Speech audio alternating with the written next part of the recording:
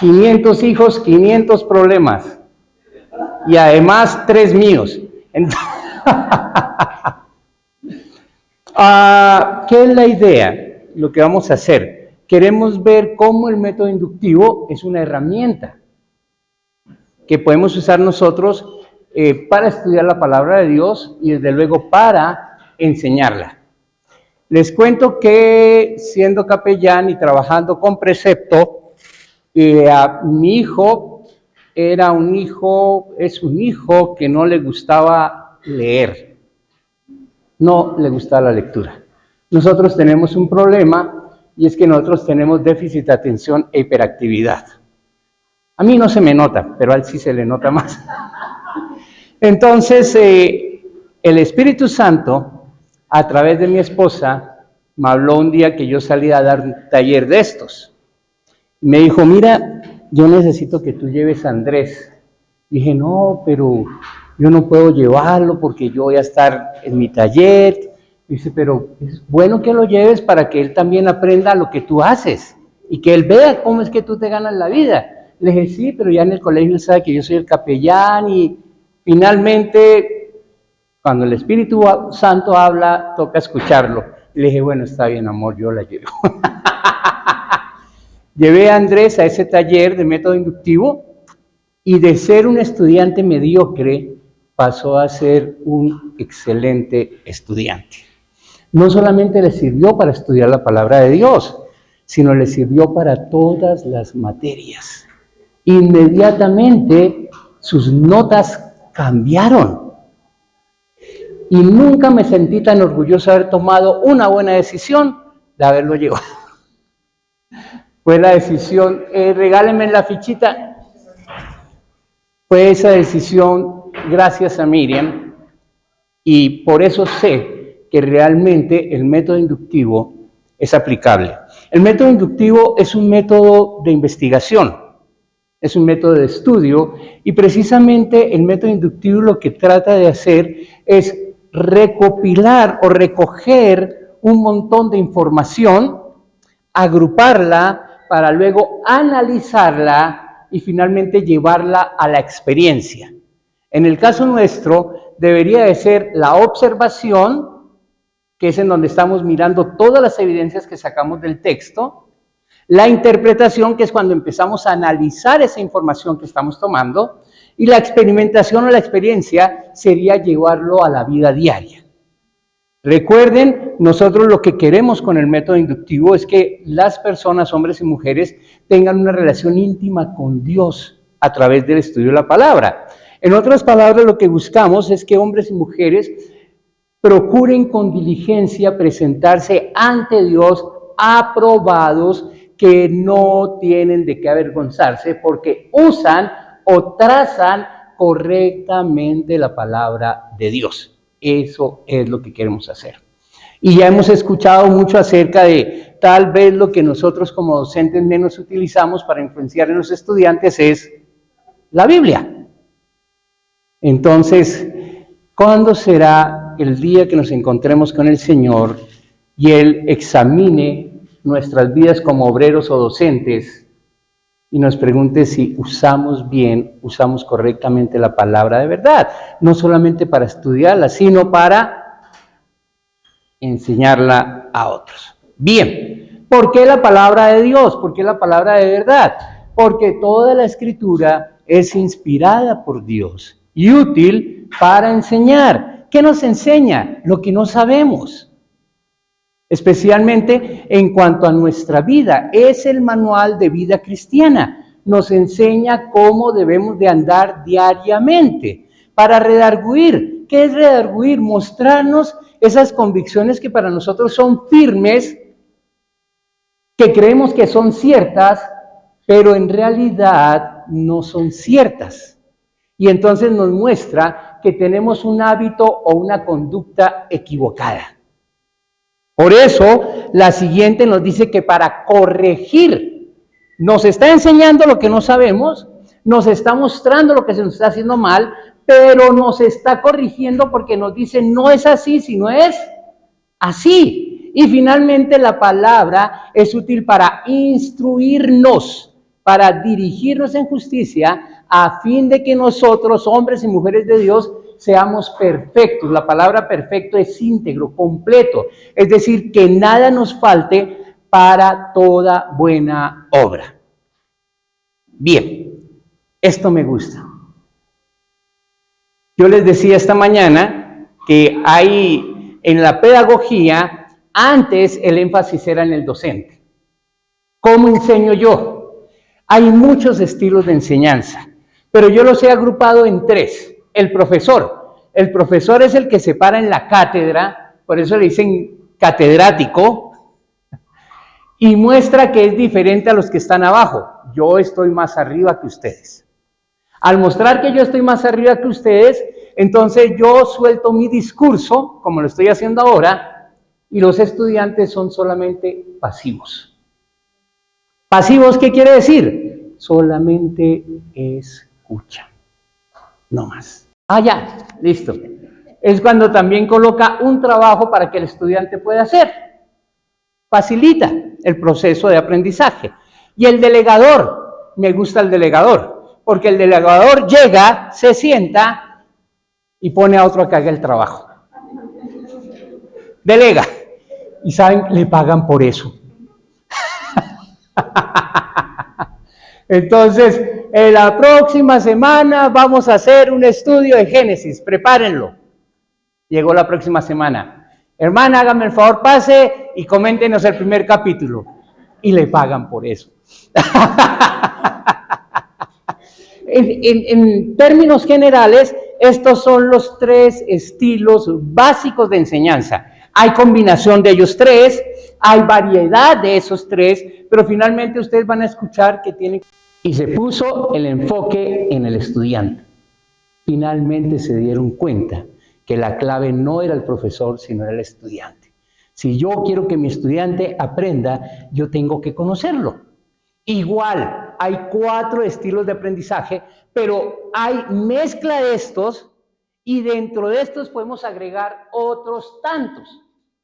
Pero como yo no tenía mucho tiempo, yo escogí los 4 principales y de estos incluso es que se dividen los otros. El primero, visual. ¿Sí? Una persona aprende. Esos muchachos que a los 12 años entraban al templo y recitaban la ley, los rabinos los escogían como estudiantes. Así que a los 16 años, ellos tenían que decir no solamente la ley, que ya la habían dicho de memoria, sino que ahora tenían que decir las escrituras, los profetas y los libros, los libros de historia son las escrituras. La ley, las escrituras y los profetas de memoria.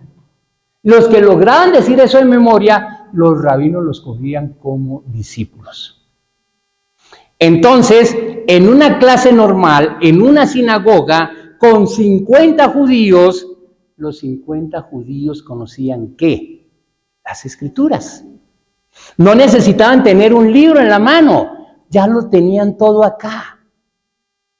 Y entonces para Pablo era fácil entrar a hablar del profeta Isaías y llevarlos al punto en donde él, exponiendo, les daba una aclaración ahí en las escrituras que era necesario que el Cristo padeciese, esto es muerte, en griego la palabra es muerte, es decir, que era necesario que el Cristo muriera y resucitara de los muertos y que Jesús, a quien yo os anuncio, decía él, es el Cristo.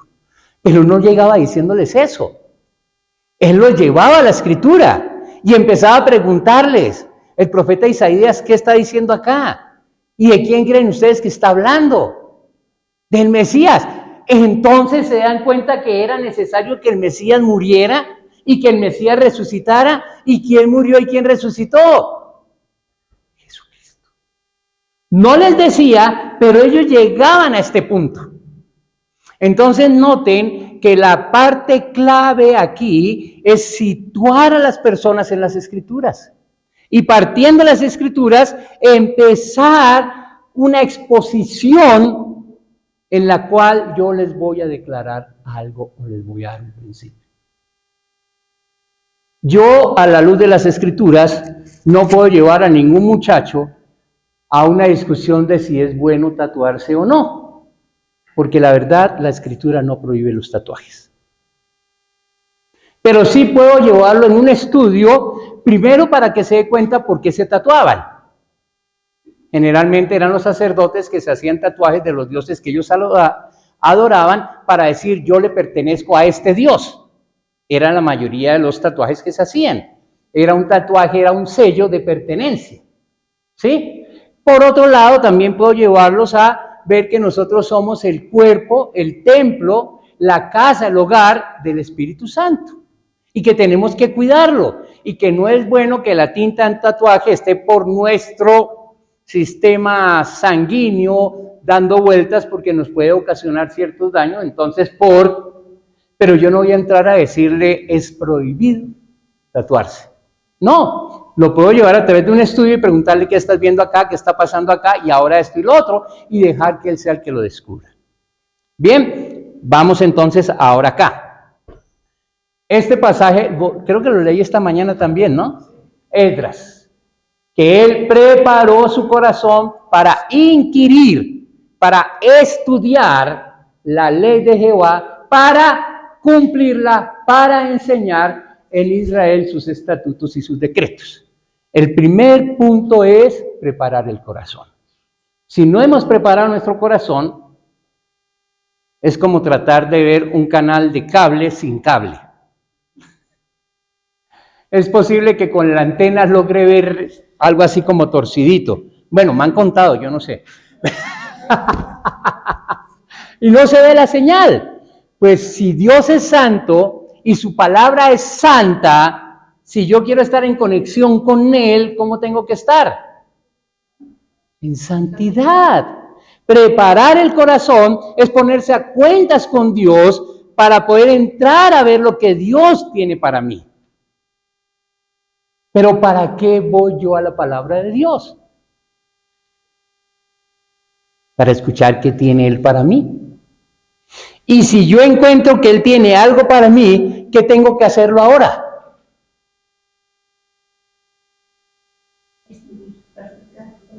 Ponerlo en práctica. Hacerlo. Eso fue lo que hizo Esdras. Mire, preparó su corazón para estudiar la palabra de Dios, para cumplirla. Es como un proceso en donde Esdras lo primero que hace es, número uno, prepara su corazón para, número dos, estudiar su palabra para, ahí está el otro para, cumplirla. Y ahora que yo cumplo la palabra, lo hago para enseñar. 4, 3, 4. Yo no puedo enseñar la palabra de Dios sin cumplirla. Y no la puedo cumplir sin estudiarla. Y no la puedo estudiar sin preparar mi corazón.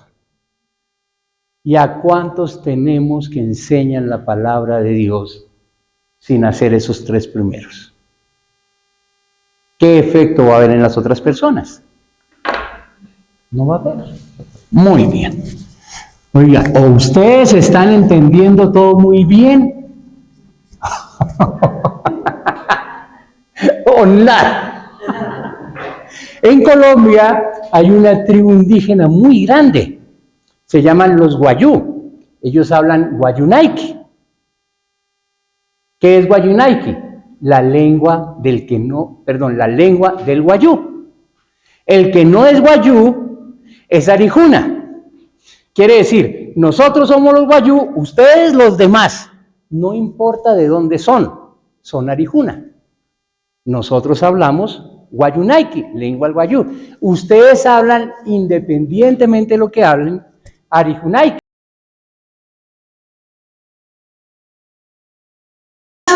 Entonces, ¿a qué vine? Bien, vamos acá. El método inductivo. El método inductivo, ya les dije a ustedes que es un método de investigación, es un método científico, en el cual, cuando lo aplicamos a la escritura, tiene 3 pasos. Observación, interpretación y aplicación. Nosotros usamos este método de estudio dirigido a líderes creyentes para que ellos profundicen las Escrituras mediante el método de estudio inductivo y promoviendo así exactamente una comprensión fiel. Y lo que buscamos es que haya una vida transformada, basada en la palabra de Dios. ¿Ustedes han escuchado ese término desde ayer? Cosmovisión bíblica, cosmovisión cristiana. ¿Qué es eso? Eso es esto. Eso es que yo tengo una visión de las cosas, pero yo tengo un filtro que es la cultura, que es la educación, que es la sociedad, que es lo que me rodea, los principios, los valores del mundo. Entonces, mi cosmovisión, lo que yo veo de ustedes, depende del filtro que tengo. Cuando yo hablo de cosmovisión bíblica, quiere decir que me estoy quitando este filtro y me estoy poniendo el filtro de las Escrituras. Es decir, ahora todo lo que veo, lo veo a la luz de las Escrituras. Ahora sí entendemos qué es cosmovisión, porque yo no lo entendía. Pero como yo soy visual, entonces volvemos a la otra cosmovisión. Así es como se ve el mundo, a través de la televisión, a través de los valores que transmite la televisión, que transmite la gente. ¿Sí? Pero yo no puedo estar así, porque si yo creí en Jesucristo como el Señor y Salvador de mi vida, ahora mi cognición, la forma en que yo debo ver el mundo es a través de la palabra de Dios. Bien, entonces cuando nosotros hablamos del método inductivo aplicado a las Escrituras, lo que buscamos es que cada persona conozca de tal forma la palabra de Dios, que por el conocimiento de la palabra de Dios tenga una cosmovisión bíblica de las cosas. Bien, ya me estoy preocupando. Debe ser que el otro grupo es el que hace preguntas. Observación. El método de estudio bíblico inductivo tiene 3 elementos importantes. La observación, que ya les había dicho, es qué dice el pasaje. Es ver lo que dice el pasaje. Interpretación. La interpretación es ver qué quiere decir el pasaje, qué significa el pasaje que estoy viendo. Y ahora tenemos la aplicación que tiene que ver con qué quiere decir este pasaje para mí personalmente. ¿Qué verdades puedo poner en práctica? ¿O qué es lo que yo debo de hacer? ¿Estamos? No tenemos tiempo para ver todo el método inductivo a fondo. Necesitaríamos más o menos 18 horas para tomar un tratamiento, un entrenamiento, pero sí podemos empezar con lo básico.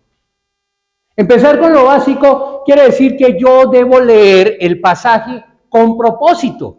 ¿Qué es leer con propósito? Es buscar lo obvio, es buscar lo que está ahí. Por ejemplo, personas, eventos y lugares siempre están.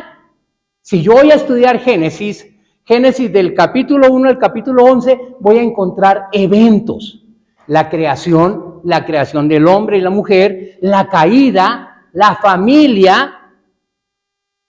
Luego el pecado abunda grandemente, luego por causa del pecado que abunda grandemente viene el diluvio, el juicio de Dios, luego viene una restauración en donde el hombre vuelve a pecar contra Dios y por esta razón viene la torre de Babel. Entonces, ¿qué estoy viendo aquí? Eventos, un evento tras otro evento.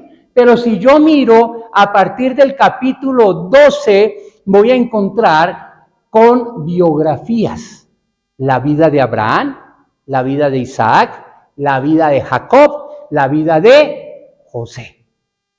Cambia el enfoque, porque primero, los primeros 11 capítulos yo estoy viendo eventos, cosas que están aconteciendo, pero a partir del capítulo 12 empiezo a ver personajes. Si yo voy al libro de Amós, que es un profeta que trae mensajes, voy a encontrar lugares, porque empieza diciendo que por 3 pecados de, y por el cuarto no revocaré su pecado. Y luego por 3 pecados de, y por el cuarto no revocaré, su juicio. Y empiezo a ver una serie de lugares. Entonces, la observación tiene que ver con leer con propósito, pero el leer con propósito tiene que ver con qué es lo obvio. La Biblia es un libro, es literatura. Pero aunque es literatura, hay diferentes tipos de literatura. Narrativa, que nos cuenta una historia, sapiensal o de sabiduría, que nos da mensajes de reflexión, profética, que nos trae palabra de Dios, pero también junto a esta hay poética, la poesía, salmos, cantares, Eclesiastés, Job, son libros altamente poéticos. ¿Saben ustedes que la Biblia fue escrita en hebreo, arameo y griego? Y que el hebreo es altamente poético. Nosotros, sin la ayuda de la Septuaginta, no hubiéramos podido descubrir el mensaje del hebreo, porque es altamente poético. Sin embargo, dentro de esa poesía, que es el hebreo, hay libros que no son tan poéticos, como los libros de historia o las narraciones. Pero hay otros que sí lo son. Bien, pero también la escritura trae cartas o epístolas. ¿Y qué describe una carta? ¿Qué elementos tiene una carta? Ajá, tiene un autor, un destinatario y un mensaje. Entonces, no es lo mismo estudiar un libro narrativo a estudiar una carta. Si yo entro a estudiar una carta, yo voy a buscar lo obvio, que sería el autor, el destinatario y luego llegar al mensaje. Bien, ahora, ¿cómo hago yo cuando encuentro el personaje, el evento, el lugar? Fácil, interrogo el texto. ¿Quién, qué, cómo, cuándo, dónde y por qué? Esas 6 preguntas tienen que entrar a ser parte de nuestras vidas. ¿Cuáles preguntas? ¿Quién, qué, cómo, cuándo, dónde, por qué? Ahora sí háganlo en serio, todos. A la cuenta de 3. 1, 2, 3. ¿Quién, qué, cómo, cuándo, dónde, por qué? Como si estuvieran convencidos. ¿Ya? 1, 2, 3. ¿Quién, qué, cómo, cuándo, dónde, por qué? Vuélvanlo a hacer. Ah, no, pero es que es para que no se copien. Ah, no, es fácil para que no se copien. Ahora sí. No, sin mirar la libreta. Una vez más. 1, 2, 3. ¿Quién, qué, cómo, cuándo, dónde, por qué? Muy bien. Tenemos que aprender a hacernos esas preguntas básicas. Son básicas, ¿por qué? Porque dependiendo de lo que estemos viendo, la vamos a complementar. Por ejemplo, ¿quién escribió esta carta? ¿A quién se la escribió? ¿De quién está hablando?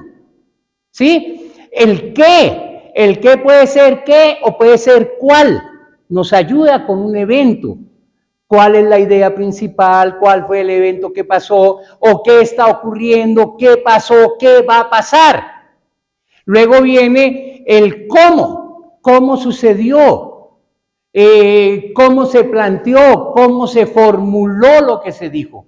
¿Cuándo? ¿Cuándo fue? ¿O cuándo está haciendo? ¿O cuándo va a ser? El dónde. ¿Dónde estaban? ¿A dónde iban? ¿De dónde venían? ¿A dónde van? El por qué. Cuando yo ya tengo una serie de respuestas, entonces yo puedo preguntar por qué sucedió lo que está sucediendo. O por qué dijo lo que tenía que decir. Si yo estudio los profetas, la primera pregunta que yo tengo que hacerme es ¿por qué Dios está diciendo lo que está diciendo con este profeta?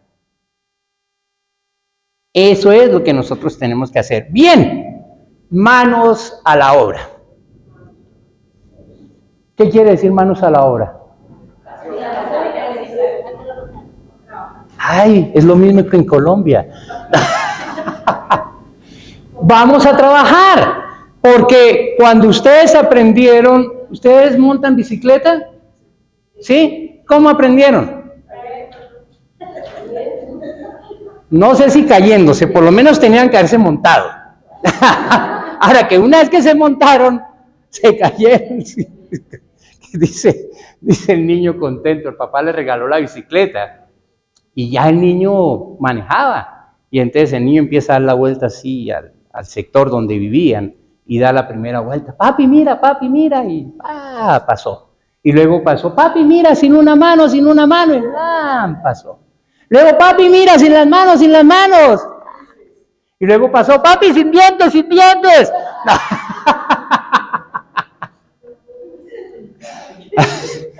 La forma de aprender es a través de la práctica.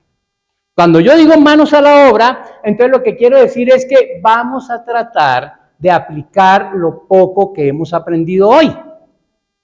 Y yo he escogido un pasaje que es 1 Tesalonicenses, capítulo 1, los versos 1 al 10. Uy, pero vamos súper bien. No tengo que correr tanto. ¿Qué vamos a hacer? Vamos a leer el pasaje, vamos a buscar lo obvio y vamos a marcar qué es lo obvio. Pero antes de ir a 1 Tesalonicenses, capítulo 1, versos 1 al 10, pongámonos en contexto. ¿Cuál es el pasaje que nos da el contexto de esta epístola?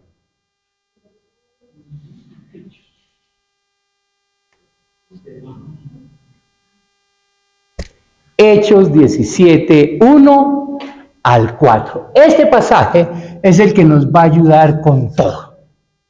Entonces, vamos a Hechos. Miren lo que nos dice aquí Hechos, y yo voy a usar dos colores. Luego nos dice aquí que pasando por Apolonia, llegaron ¿a dónde? ¿A qué lugar? Tesalónica. Muy bien.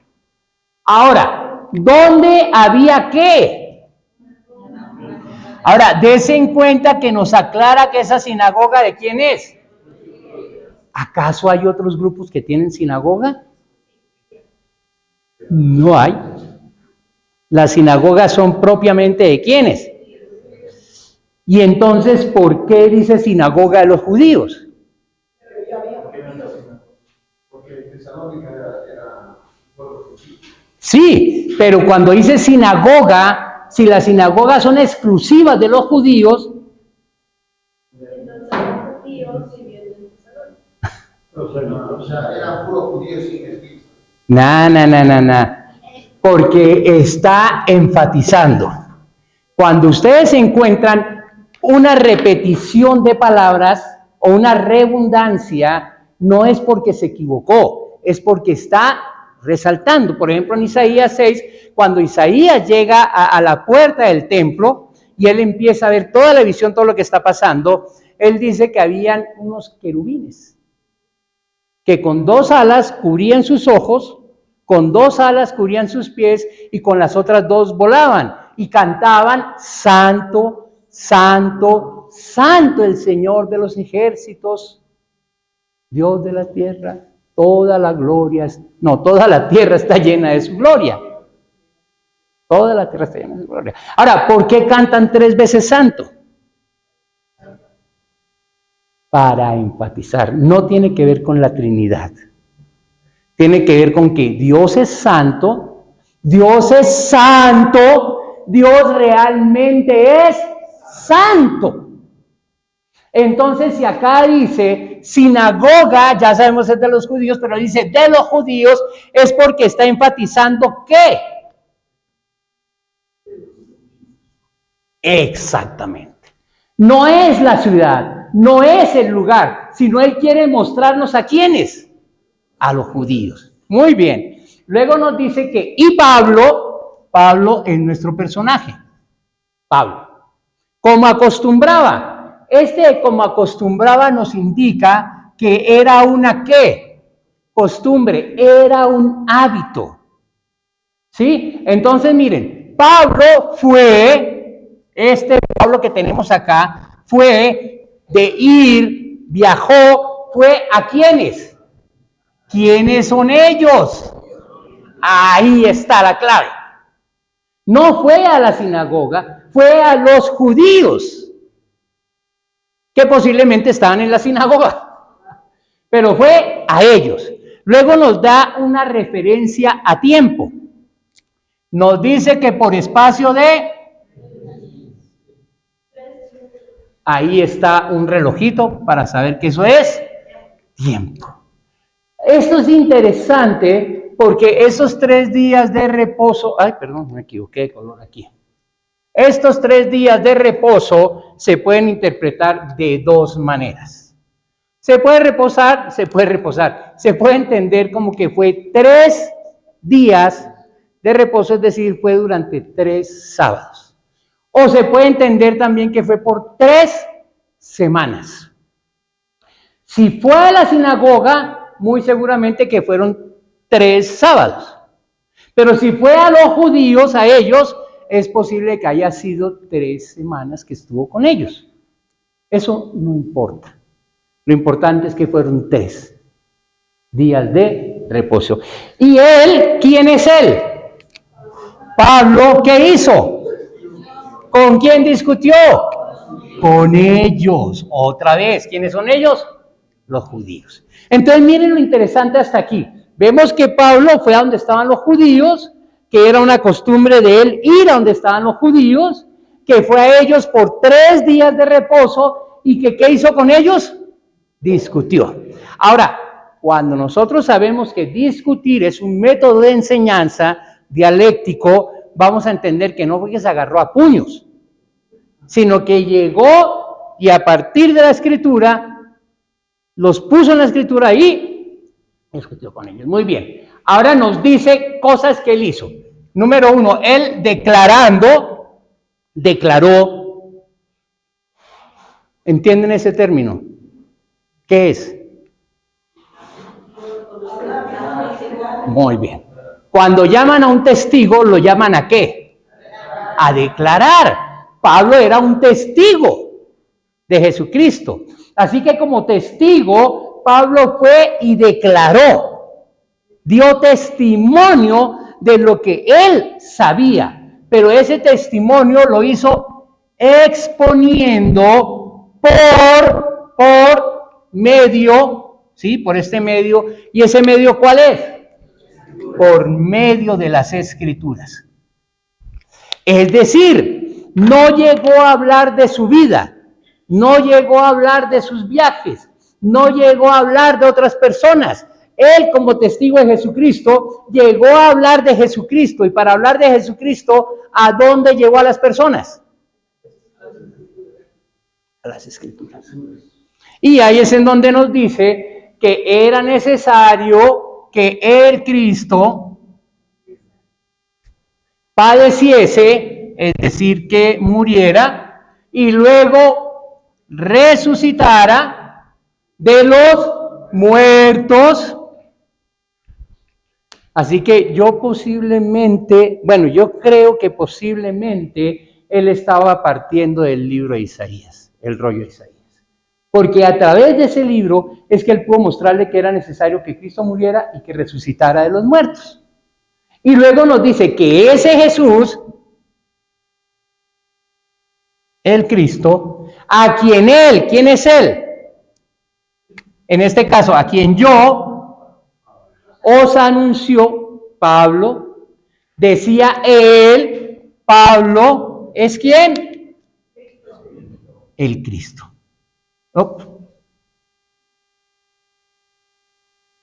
Ahí está el Cristo. Ahora, noten lo que está haciendo Pablo. Pablo está llegando con las Escrituras y a través de las Escrituras le está diciendo, miren, era necesario que el Mesías, el príncipe que había de venir, tenía que morir y resucitar. Y ese príncipe es Jesucristo, a quien yo vengo a anunciarles. La respuesta, algunos, ¿de quiénes?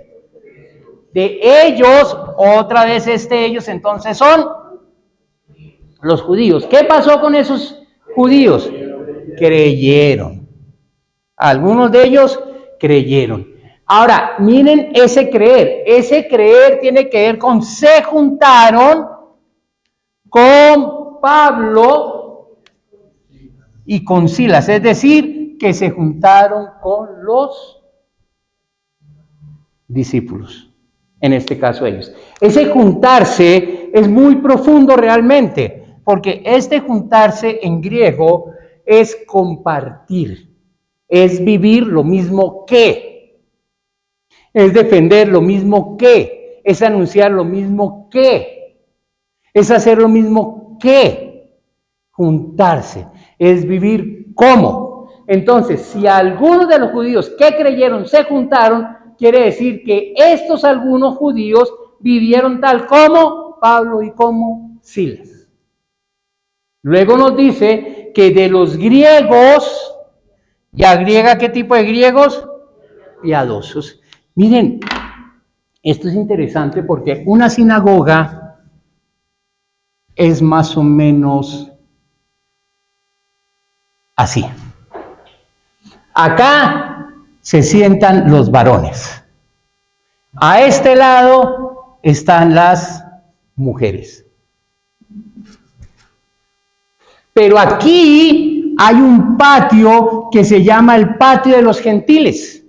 Los gentiles no podían estar adentro, estaban afuera. Pero ¿qué gentil quiere llegar a la sinagoga para quedarse afuera?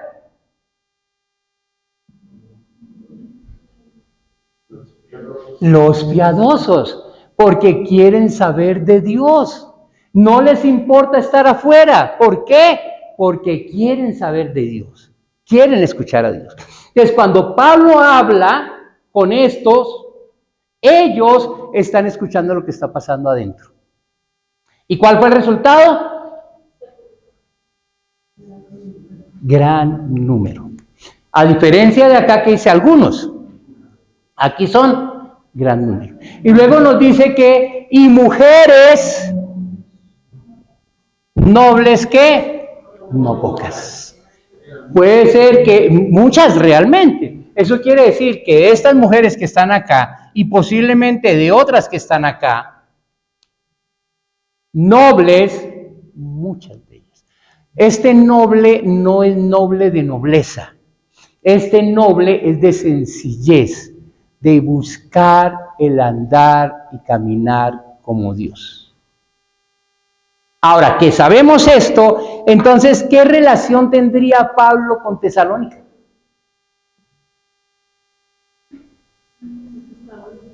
¿Perdón? Pablo fundó una iglesia. ¿Qué iglesia fundó? La de Tesalónica. Y eso entonces convierte a Pablo ¿en quién? Misionero, muy bien. ¿En qué convierte a los tesalonicenses de Pablo? Es decir, estos algunos que creyeron, estos griegos piadosos, estas mujeres nobles que no son pocas, al juntarse a Pablo con Silas, ¿en qué se convierten ellos? Discípulos. Y si ellos son discípulos, entonces ¿quién es Pablo? ¿Perdón? Su maestro. Muy bien. Entonces tenemos dos caras de la moneda. Una cara de la moneda es el discipulador. En este caso, ¿quién es nuestro discipulador? Pero por otro lado, tenemos ¿quién? El discípulo. Y en este caso, ¿quién es el discípulo? La iglesia de Tesalónica. ¿Cómo vamos? Estamos aplicando el método inductivo. Eso es estudiar la Biblia. ¿Han aprendido algo diferente? Bueno, voy a cambiar la pregunta. ¿Habían leído antes este pasaje? Sí lo habían leído. ¿Y habían visto toda esa información? ¿Qué tal si hiciéramos esto en toda la Biblia? ¿Perdón? ¿Qué hemos hecho? Porque ustedes están trabajando conmigo, pero ustedes están callados, pasivos. Es que así, pero ¿cómo hemos hecho el análisis? Con preguntas. Hemos preguntado quién, qué, cómo, cuándo, dónde, por qué. Esas son las preguntas que tenemos que hacer. Y si hacemos esas preguntas, miren, lo obvio, ¿quién es aquí? Pablo. Y los tesalonicenses, en este caso esos tesalonicenses. Gracias, sobrina de Ruth. ¿No eres la sobrina de Ruth? Puedo cambiar a Ruth y decirme sobrina. Bueno, sobrina, mejor, eso me gusta ya. Sacamos a Ruth. Listo, ¿cómo vamos? Bien, entonces permítanme, y yo borro acá, porque vamos a seguir rayando, pero ya no vamos a rayar este pasaje. Vamos a rayar otro pasaje. Por eso es importante traer la Biblia a estas clases, para rayar de una vez en la Biblia. A ver.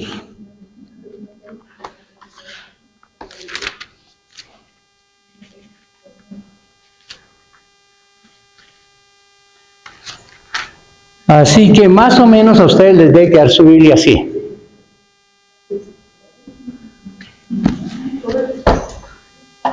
Así. Bueno, ya miramos Hechos. Entonces, ¿qué era el pasaje que queríamos ver? Este es el pasaje. Primera de Tesalonicenses, capítulo 1, versículos 1. Como no me caben todos los versículos aquí, vamos únicamente hasta el versículo 5, que es la mitad. ¿Cuántos versículos tiene el capítulo 1? 10. Muy bien. Entonces, ¿quién es el autor? Esta es una carta, ¿sí? ¿Quién es el autor aquí? Pablo. Ahora, desde luego que dice Pablo que está con Silvano y que está con Timoteo y que ellos están escribiendo ¿a quién? A la iglesia de los tesalonicenses. Y ya estoy empezando a marcar Pablo, Silvano y Timoteo, y también aprovecho y marco ¿qué? La iglesia de los tesalonicenses. ¿Quién es el autor de la carta? Es decir, que en este caso Pablo, además de ser el autor de la carta, ¿es quién? El discipulador. ¿A quién está escribiendo? Los tesalonicenses. ¿Quiénes son los tesalonicenses? ¿Los discípulos de quién? De Pablo. ¿Se dan cuenta que ya empiezo a entender un poco más? ¿Por qué Pablo le escribe a ellos? Porque son sus discípulos. ¿Qué tiene que hacer un discipulador con sus discípulos? Comunicarse con ellos. Hablar con ellos. ¿Estamos? Bueno, entonces empezamos a ver qué es lo que Pablo le está diciendo a los tesalonicenses. Entonces les dice a la iglesia de los tesalonicenses, en Dios Padre. Vamos a decir que aquí está Dios Padre. A mí me gusta hacer un triángulo por la Trinidad. Por eso es que yo hago un triángulo. En Dios Padre y en el Señor Jesucristo. Y pues Jesucristo me gusta hacer una cruz. Gracia y paz sean a quienes. ¿Qué les está diciendo Pablo en el saludo a ellos? Que tengan gracia y paz. ¿De quién? De nuestro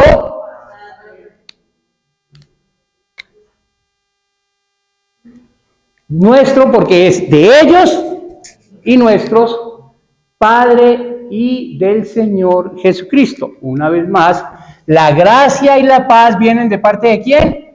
Del Padre. ¿Y de quién más? Interesante. Entra diciéndoles tengan la gracia y la paz del Señor Jesucristo. ¿Cuál es la gracia? La salvación. ¿Y cuál es la paz? La paz que podemos tener nosotros con el Señor Jesucristo porque hemos sido redimidos.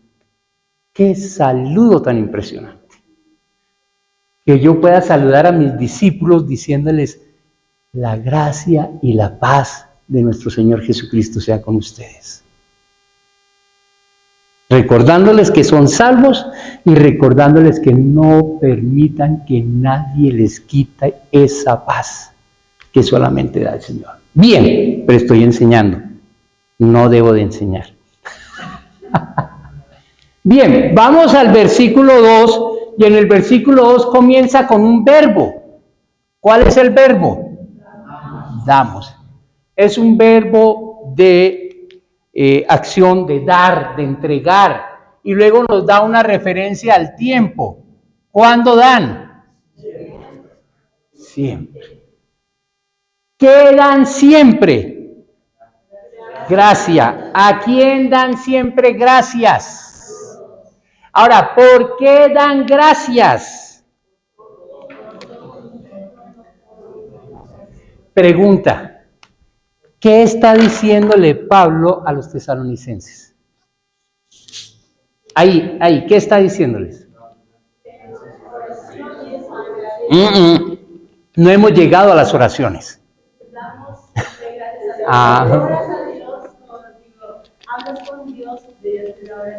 No, pero es que todavía no hemos llegado ahí. No, ¿en dónde quedamos aquí? Entonces, hasta aquí, ¿qué es lo que está diciendo Pablo? Yo, su discipulador, estoy dándole gracias a Dios por ustedes que son mis discípulos. ¿Cuándo lo hace? Siempre doy gracias a ustedes. Entonces, Pablo da gracias a Dios por ellos. ¿Quiénes son ellos?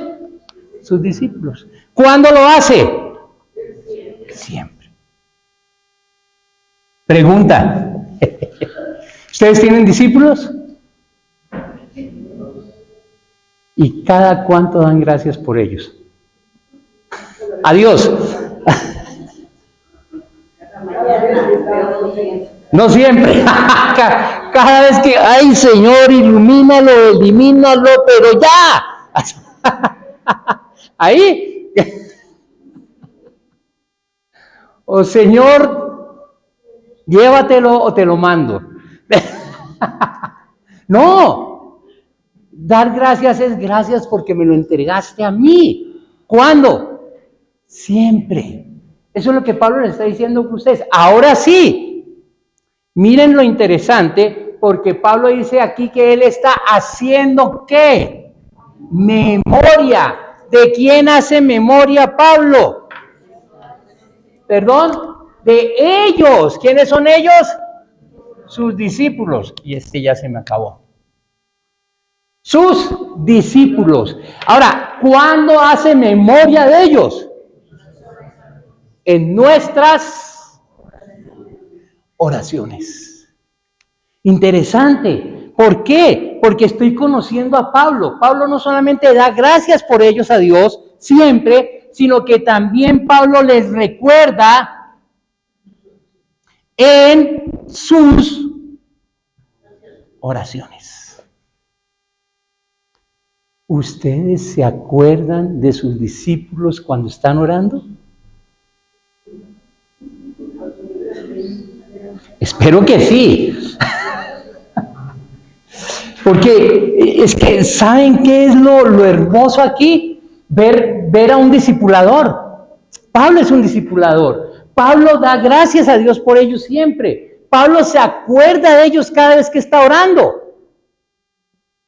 Es decir, que él está orando por algo y cuando él está orando recuerda a sus discípulos. ¿Para qué? Para también orar por ellos. Pero hay algo más que hace Pablo. Pablo dice que nos acordamos, otra vez, ¿cuándo se acuerdan? Nos acordamos sin cesar delante de ¿quién? De Dios. Y Padre nuestro, ¿de qué? Miren que aquí menciona tres cosas. De la obra de vuestra, y otra vez me equivoqué, vamos a esconderlo acá porque si no, voy a seguir cogiendo ese. De la obra de vuestra fe, del trabajo de vuestro amor y de vuestra constancia en la esperanza. Son tres cosas que Pablo se acuerda de ellos. Pablo se acuerda de ellos de la obra que están haciendo. Pablo se acuerda de ellos del trabajo de amor que ellos están haciendo. Pablo se acuerda también de ellos de la constancia que ellos tienen en la esperanza. ¿En quién?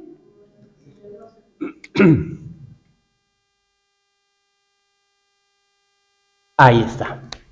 Nuestro Señor, y yo me equivoqué porque la puse fue sobre nuestro, y es sobre nuestro Señor Jesucristo. Muy bien. Pablo se acordaba de lo que ellos estaban haciendo.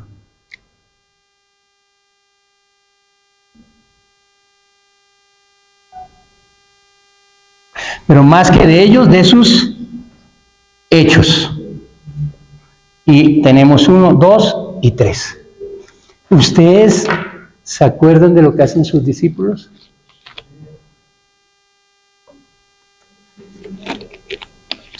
Eso es lo que está viendo Pablo acá.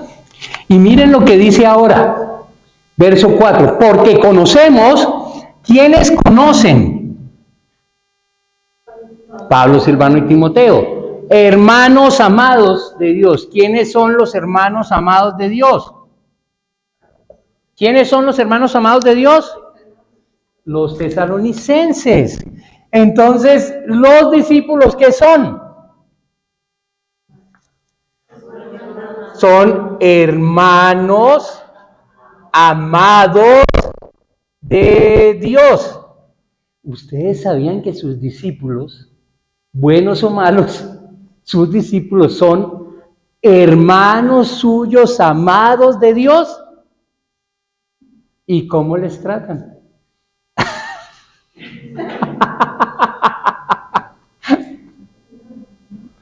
¿Cómo tratamos a nuestros discípulos? Si yo hubiera sabido esto hace unos años, que ellos son amados hermanos de Dios, tal vez no hubiera hecho cosas que hice. Porque pensé que eran mis discípulos y olvidé que eran hermanos amados de Dios. Un discípulo es un hermano amado de Dios. ¿Seguimos o dejamos ya ahí? Hasta terminar. Luego miren lo que dice. Porque conocemos, ¿qué conocen ellos? Vuestra elección. Ojo, que aquí no está hablando de predestinación. No. Acá está hablando de la elección que tomaron ellos. Vuestra elección. Lo que ustedes eligieron. ¿Y qué fue lo que ellos eligieron? Su vida por Cristo. Ya lo vamos a ver. ¿Qué elección fue la que ellos tomaron? Creyeron a Pablo, o creyeron el mensaje de Pablo, y se unieron a Pablo. ¿Qué fue la elección que ellos hicieron? Unirse a Pablo. ¿Cuál fue la elección que ellos hicieron? Ser discípulos. ¿Quién eligió eso? Ellos eligieron ser discípulos. Hay otros pasajes que hablan de predestinación, pero no es el tema de hoy. Así que quedémonos por allá. Quedémonos con lo que está diciendo el texto hoy. Ellos fueron los que eligieron. Entonces, miren, cuando yo veo a Pablo, veo que él es el discipulador de ellos por el contexto. Yo veo que él tiene comunicación con ellos. Yo veo que él da gracias a Dios por ellos siempre. Yo veo que él los recuerda en sus oraciones. Yo veo que él se acuerda de lo que ellos hacen. Pero también empiezo a ver a los discípulos y veo que ellos son hermanos amados de Dios porque ellos eligieron ser discípulos de Dios. ¿Qué tal? Verso 5. Dice él, pues nuestro, de acá está, ¿nuestro qué? Voy a hacer como un megáfono, porque el evangelio es una noticia que se anuncia. Nuestro evangelio no llegó ¿a quién? A vosotros. En palabras solamente, sino también en poder, en el Espíritu Santo, en plena certidumbre, como bien sabéis cuáles fuimos, ¿quiénes? ¿Cuáles fuimos? Se refiere a ellos entre vosotros. Es decir, que ellos saben cómo se comportaron ellos por amor de ellos. Muy bien. ¿Qué quiere decir eso de que ustedes saben cómo fuimos nosotros, con vosotros, por amor de vosotros?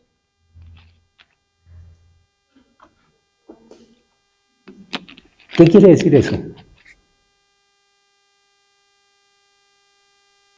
¿A quién se le ocurre algo? Por favor, ayúdenme. A ver, voy a cambiar la pregunta. ¿Qué sabían ellos de Pablo, Silvano y Timoteo según el final del versículo 5? ¿Quiénes eran? Y si ellos sabían quiénes eran, es porque a ellos habían hecho ¿qué? ¿Perdón? Demostrado. Y si ellos demostraron, quiere decir, ¿cómo demostraron eso?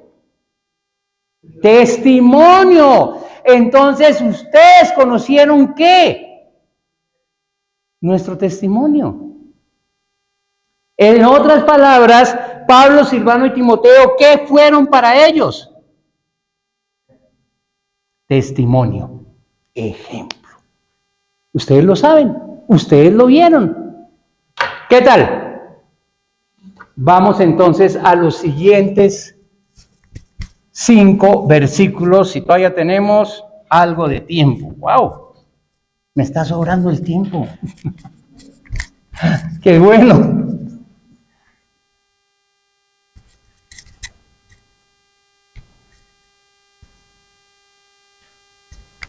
Listo.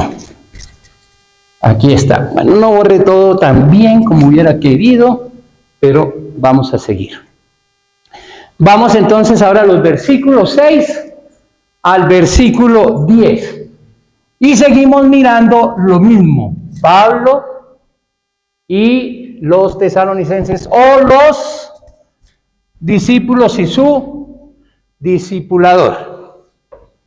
Empecemos entonces acá. ¿Y vosotros? ¿Quiénes son vosotros?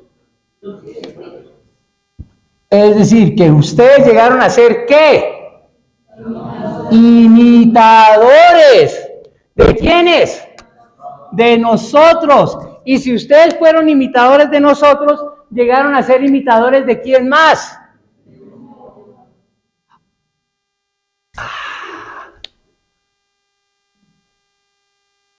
Un discípulo, ¿qué hace? ¿A quién imita el discípulo? ¿A quién imita el discípulo? ¿A quién? A ver, pongan atención. ¿A quién imita el discípulo? A su discipulador. Pero su discipulador, ¿a quién tiene que imitar? A Cristo. Si yo imito a Jesús y tú me imitas a mí, ¿a quién estás imitando? A Jesucristo. Pero es que para imitar a Jesucristo se necesita un modelo. Los apóstoles imitaron a Jesucristo, pero después ellos vivieron para que los que vinieran detrás de ellos imitaran ¿a quién? A Cristo. Pero ¿cómo podían ver a Cristo ellos? A través de ellos. Por eso es que Pablo dice, sean imitadores de mí, así como yo lo soy de Cristo. Por eso aquí, esto es importante, ellos fueron testimonio. ¿Para qué? Para que ellos fueran imitadores. ¿Qué tal? ¿Qué tal? Luego nos dice, ¿qué fue lo que ellos hicieron? Recibieron. ¿Qué recibieron? La palabra. En medio de tribulación, con gozo del Espíritu Santo. Otra vez. Entonces, ellos recibieron.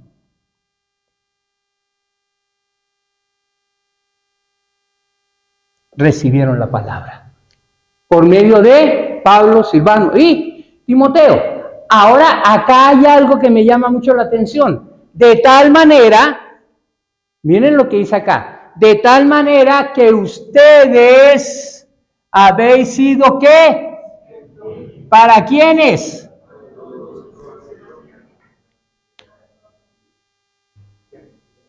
Cuando ellos se convierten en imitadores de Pablo, Silvano y Timoteo, a la vez que son imitadores, ¿qué pasa con ellos? Claro, si ustedes me compartieron a mí el Evangelio, ¿ahora qué yo hago? Entonces, no solamente fueron imitadores, sino que también fueron, ¿qué? O testimonio para los demás.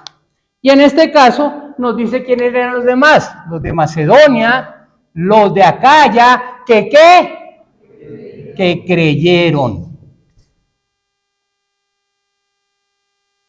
Noten esto aquí, porque partiendo de vosotros, ¿qué pasó? Fue divulgada, ¿qué? La palabra del Señor. No solamente en Macedonia y en Acaya, sino que también ¿en dónde? En todo lugar, vuestra fe en Dios, ¿qué pasó? Se ha extendido.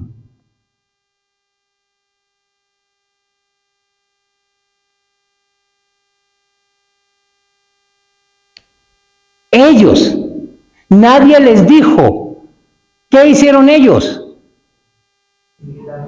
Una vez que se convierte en imitador, hace lo mismo, sin que nadie le diga, tienes que hacer. Tiene que partir de ellos. Entonces, lo que vemos que ellos hicieron acá fue que divulgaron. Al divulgar la palabra de Dios, su fe en Dios, ¿qué pasa? Se extiende. Y miren lo que dice Pablo acá. De modo que nosotros, ¿qué? No tenemos necesidad de ¿qué? ¿Por qué no tenían que hablar ellos? ¡Claro! Si ya ustedes los hicieron ellos discípulos, ¿qué vamos a hacer nosotros allá? Ya ustedes lo hicieron. Ya no tenemos que ir nosotros. Increíble, ¿no? Sigue Pablo hablando. Porque ellos, ¿quiénes son estos ellos? Estos son los de Acaya, son los de Macedonia. En otras palabras, son aquellos que han creído en el Señor Jesucristo. Macedonia y Acaya que han creído. Ellos cuentan de nosotros. Ahora la tercera generación cuenta, ¿sí? De ellos, la manera en que ustedes, la iglesia tesalónica, acá son ellos, y recibisteis son, ustedes fueron los que nos recibieron. Dice, porque ellos, los otros mismos, cuentan de nosotros la manera en que ustedes nos recibieron y cómo ustedes ¿qué hicieron? ¿Se convirtieron de qué? ¿A quién se convirtieron? A Dios. Pero saben que aquí hay algo interesante.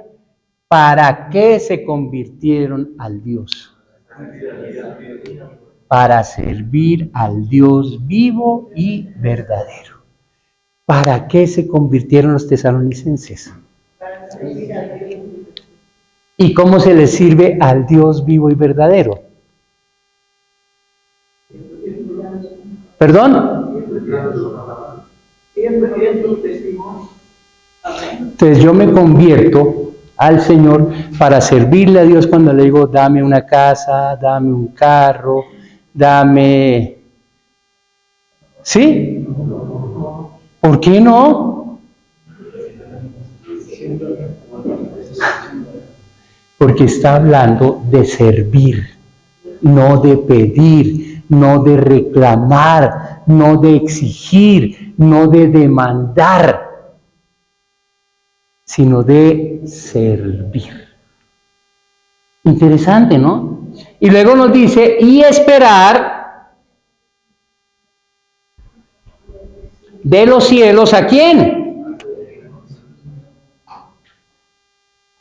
A su Hijo, al cual resucitó, a su Hijo, este es Dios, a su Hijo, al cual resucitó. ¿Quién lo resucitó? Dios resucitó a su Hijo. ¿De quién lo resucitó? De los muertos. A Jesús, nuevamente, ¿quién nos libra de la ira venidera? ¿Qué tal? Solo leímos un capítulo. Pero aquí me faltó un par de cosas más. Acá me faltó escribir que ellos se convirtieron para servir y que ellos esperan a Jesucristo. ¿Por qué esto? Porque esto nos ayuda a entender muchas cosas. Esto nos ayuda a entender, si yo soy un discipulador, ¿qué tengo que hacer? Tengo que dar gracias a Dios por mis discípulos, tengo que recordarlos en mis oraciones, tengo que saber qué están haciendo ellos, tengo que ser testimonio a ellos. Pero ¿cuál sería el papel de un discipulador? Un discipulador es un hermano amado de Dios,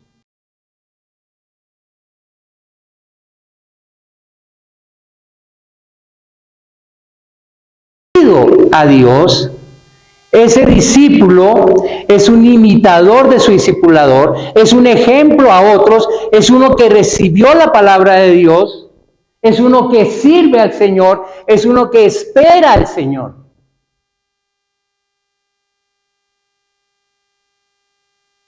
Ahora yo les quiero hacer una pregunta a ustedes, antes de volver a aprender el apartado ese.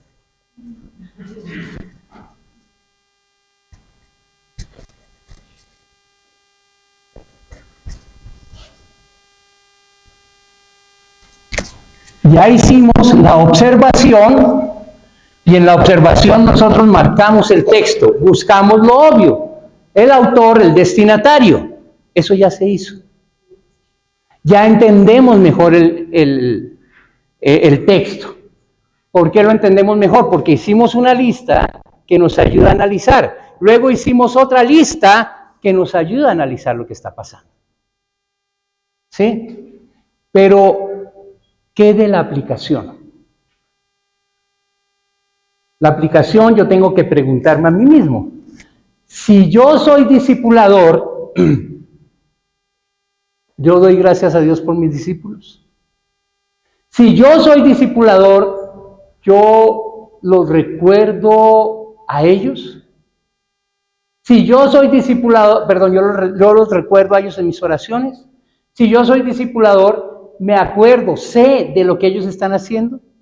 Si yo soy discipulador, estoy siendo testimonio de Cristo en mi vida para ellos. Eso es aplicación. Si hay algo que yo no estoy haciendo, entonces, ¿qué? Tengo que empezar a hacerlo, si no lo estoy haciendo. Ahora, si yo soy un discípulo, tengo que haber recibido la palabra de Dios desde luego para ser discípulo, ¿no es cierto? Si ya recibí la palabra de Dios, tengo que saber que soy un amado hermano de Dios. Tengo que saber que he elegido ser discípulo. Pero la pregunta sería, ¿estoy siendo imitador? ¿Estoy siendo siervo? ¿Estoy siendo o estoy esperando a Jesús? ¿Qué piensan? Ahora, ¿saben que aquí hay algo que me llama la atención? Y como tengo tiempo de sobra, podemos verlo. Si esto me ayuda.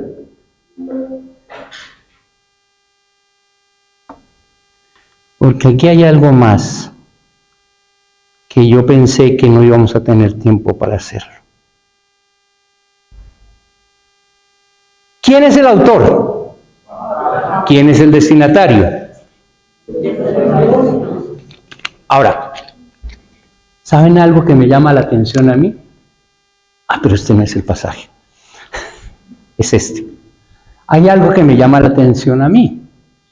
Porque Pablo recuerda 3 cosas de la iglesia tesalónica. 1, la obra de vuestra fe. 2, el trabajo de vuestro amor. Y 3, la constancia en la esperanza en nuestro Señor Jesucristo. 3 cosas que Pablo recuerda de ellos. ¿Cuál es la primera?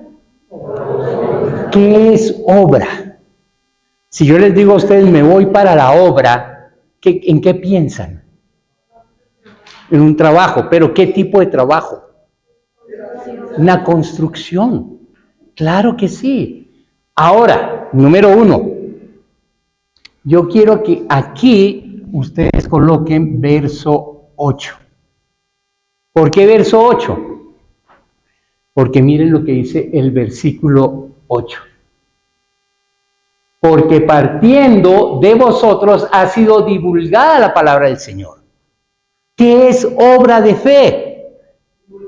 Divulgar la palabra de Dios, hacer discípulos. Esa es la obra de fe.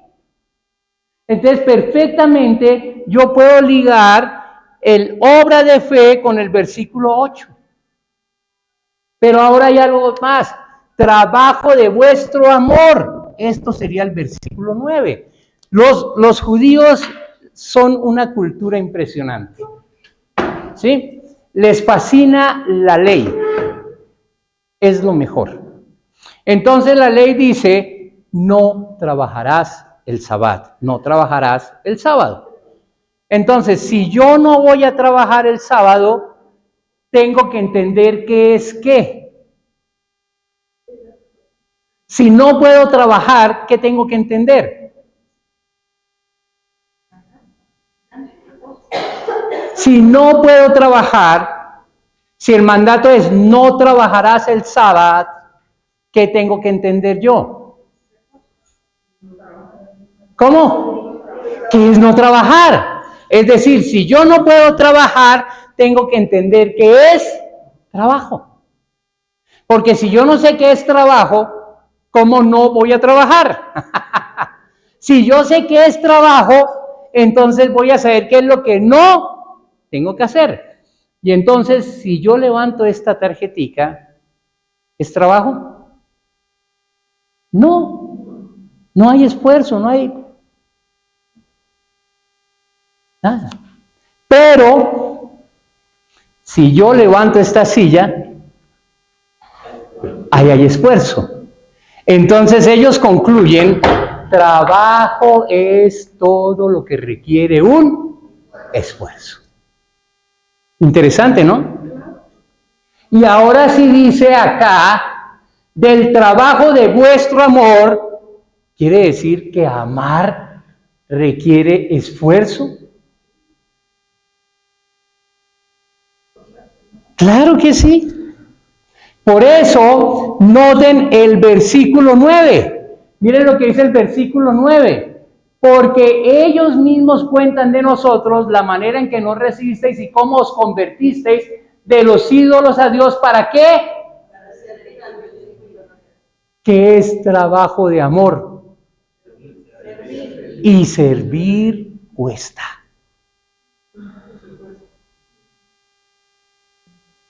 Dos.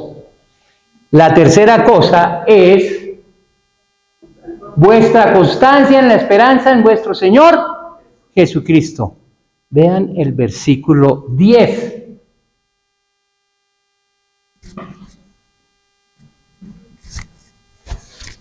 El versículo 10 dice, ay, que me caigo.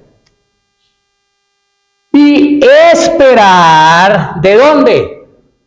De los cielos, ¿a quién? A su Hijo Jesucristo, al cual resucitó Dios de los muertos, a Jesús, quien nos libra de la ira venidera. ¿Eran constantes en qué? ¿A quién? La venida de Jesucristo. Ellos eran constantes, a pesar de lo que pasara, a pesar de lo que ocurriera, ellos persistían en esperar a Jesucristo. No importa, Jesús viene. No importa, Jesús viene. Pregunta, ¿ustedes son constantes en la esperanza que tenemos en que Jesús viene, a pesar de las diferentes situaciones?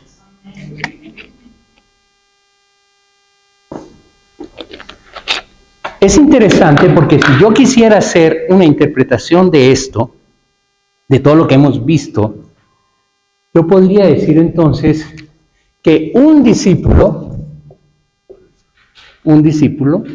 es uno que predica el Evangelio.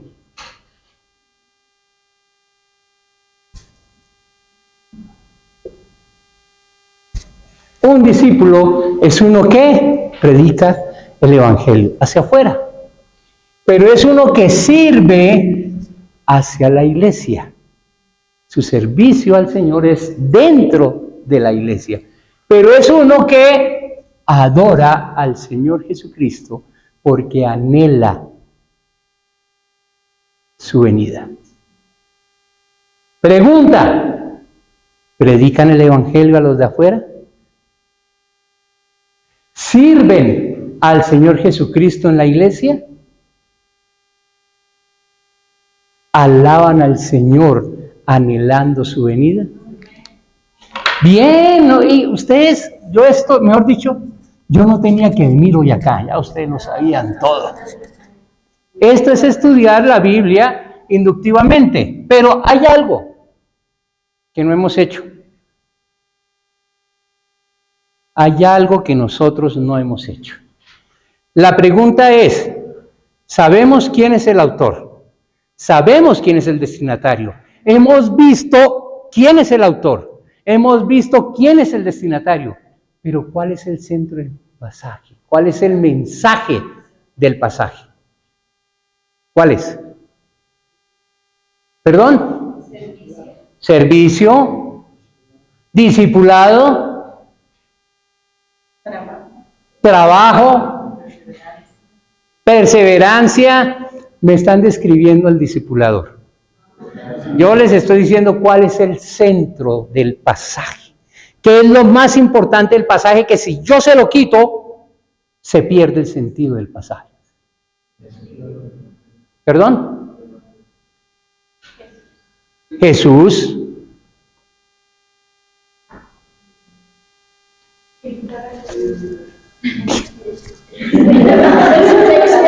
Resurrección de Jesús.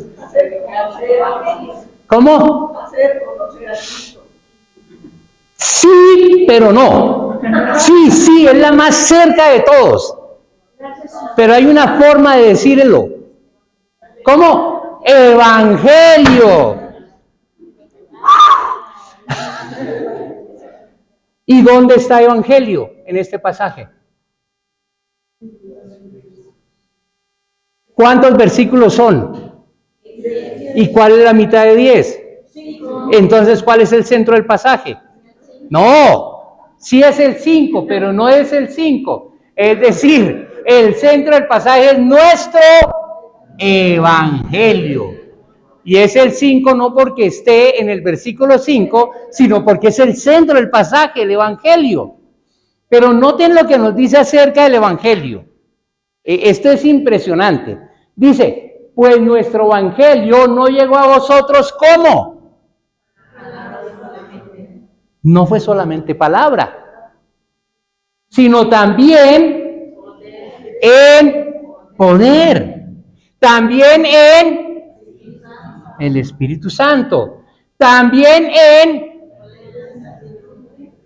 Y luego dice, como bien sabéis cuál es qué. Es decir,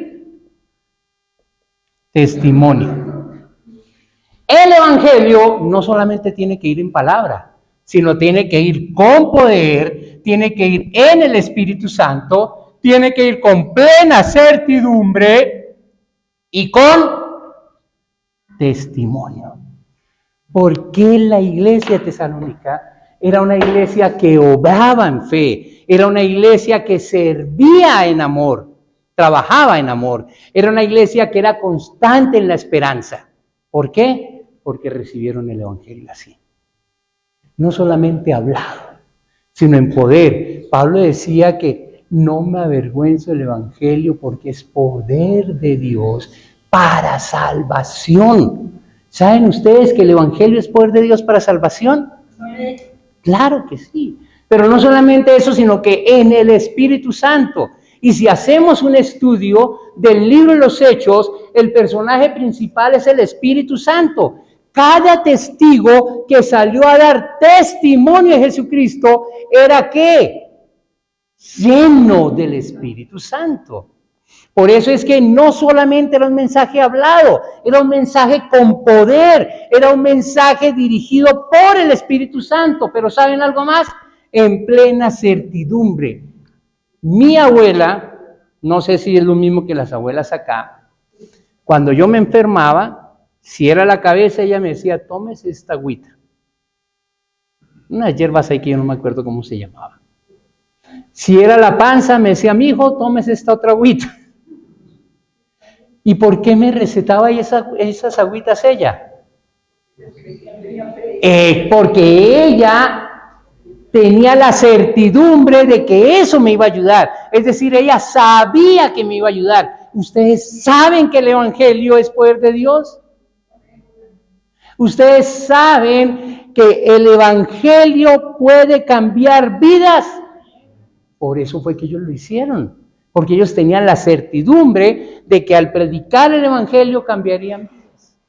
Pero no solamente en certidumbre, sino también con testimonio.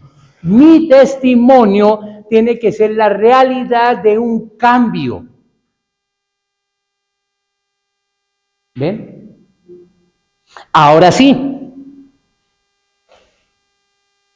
¿Habían visto esta carta antes? ¿Habían leído los Tesalonicenses? Y habían visto todo lo que sale de ahí. Eso es método inductivo. Ahora, ¿cuánto hemos aprendido? ¿Consideran que se ha aprendido mucho? ¿Cuál es el resultado si aplicamos esto a toda la Biblia? Ahora, ¿cuál creen ustedes que sería el resultado si yo me siento con mis discípulos y estudio cada pasaje de la Biblia así? Busqué material, busqué información en otros libros. Todo lo que sacamos, ¿de dónde salió? ¿Necesitamos otros libros? ¿Dónde está todo lo que sacamos? La Biblia. Preguntas.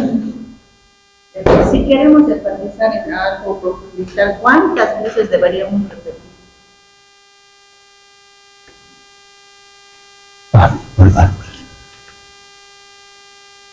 ¿Qué pasó? Ya. Bueno, la pregunta es, ¿cuántas veces? ¿Cuántas veces leímos este pasaje de 1 Tesalonicenses? Varias veces. La idea es leerlo una vez para el autor, leerlo otra vez para el destinatario, leerlo otra vez para encontrar palabras claves. Esas palabras claves son las que se repiten, por ejemplo, evangelio. ¿Sí?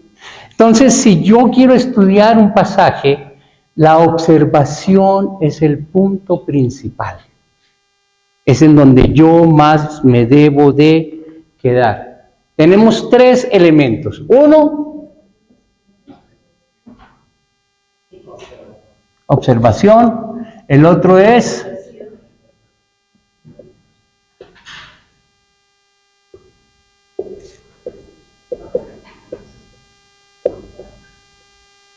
aplicación. Yo escribo en griego.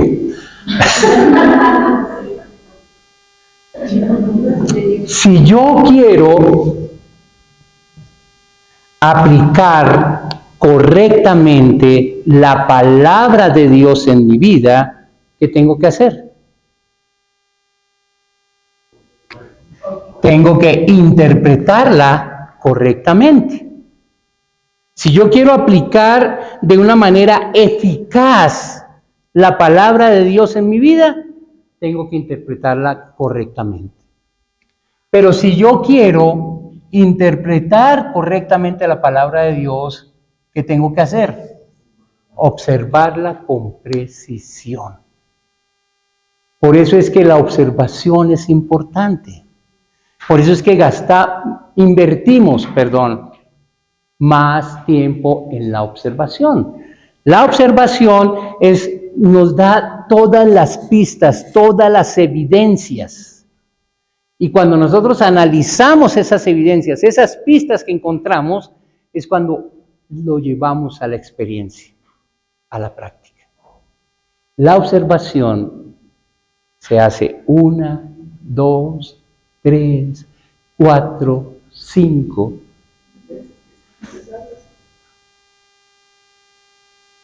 A nosotros nos están enseñando todo instantáneo. Comida instantánea. Vida instantánea. Hágase rico instantáneamente. Incluso quieren que tengamos la vida cristiana instantánea. Pero eso no sirve. Nos han enseñado, y no es que esté mal, aunque no me gusta, a leer la Biblia en un año, corriendo.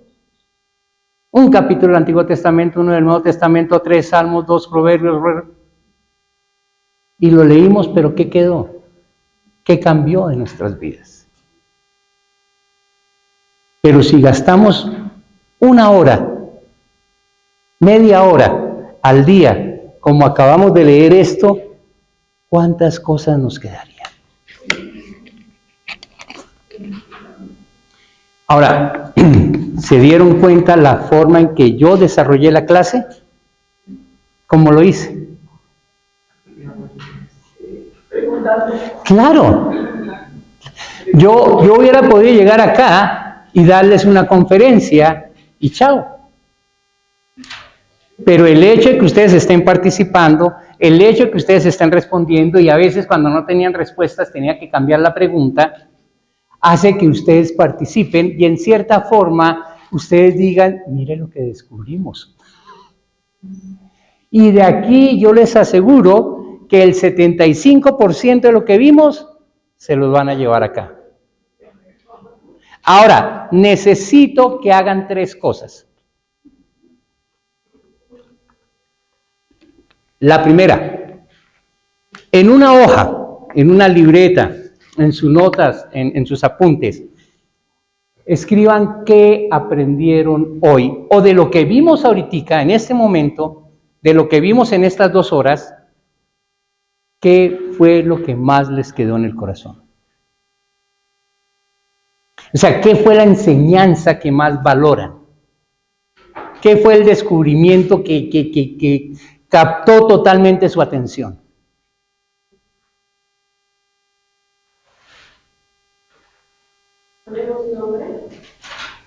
Eso es para ustedes. 2, ¿cómo van a vivir o cómo van a aplicar eso en sus vidas? Eso que les impactó, eso que fue realmente confrontador para ustedes, ahora, ¿cómo lo van a vivir? ¿Qué van a hacer en sus vidas con eso? Y 3, ¿con quién compartirías esto? Y si están pensando en 1, en 2, 3 personas, en un grupo, el compromiso es que vayas y lo compartas con ellos. ¿Estamos? Que el Señor les bendiga. Muchas gracias por tener paciencia conmigo. Mañana nos vemos en el devocional, que está mejor que este taller. Vamos a orar y que el Señor les bendiga. Señor Padre Celestial, te damos gracias por tu palabra. Gracias, Señor, porque disfrutamos estudiar tu palabra. Tú tienes tantas cosas para nosotros. Cada día vemos algo nuevo, Señor. Gracias, Padre. Gracias, Señor.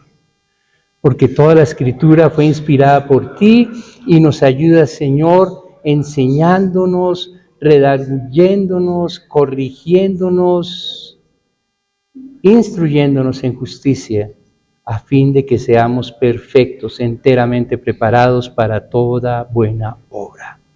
Oramos en el nombre de tu Hijo Cristo. Amén.